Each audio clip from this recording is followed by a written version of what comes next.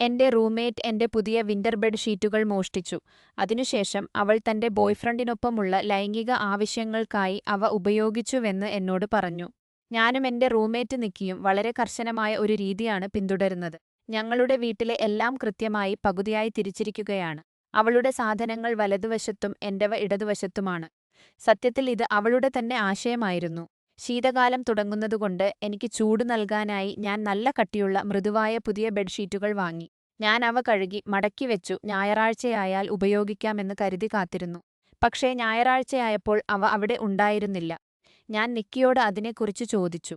അവളുടെ മുറിയിൽ തണുപ്പായതുകൊണ്ട് അവ കടമെടുത്തു എന്ന് അവൾ വളരെ നിസ്സാരമായി സമ്മതിച്ചു. അത് തീരുമാനിക്കാൻ അവൾക്ക് അവകാശമില്ലെന്നും എനിക്കവ ഉടൻ തന്നെ തിരികെ വേണമെന്നും ഞാൻ പറഞ്ഞു. അപ്പോഴാണ് അവൾ ആ ഞെട്ടിക്കുന്ന കാര്യം പറഞ്ഞത്. അവളും അവളുടെ ബോയ്ഫ്രണ്ടും അവ ലൈംഗിക ആവശ്യങ്ങൾക്കായി ഉപയോഗിച്ചതിനാൽ ഇപ്പോൾ എനിക്ക് അവ തിരികെ വേണ്ടിവരുമെന്ന് അവൾ പറഞ്ഞു.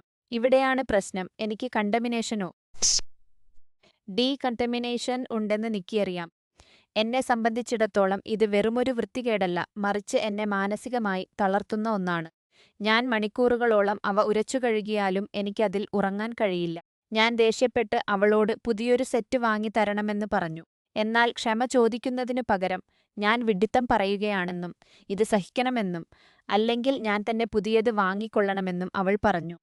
അവൾ ഇത് മനഃപൂർവ്വം ചെയ്തതാണെന്ന് എനിക്ക് ഉറപ്പാണ്.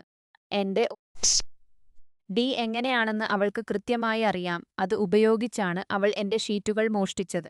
അവൾ അത് മാറ്റി നൽകണമെന്ന് ഞാൻ ആവശ്യപ്പെട്ടത് തെറ്റായ കാര്യമാണോ?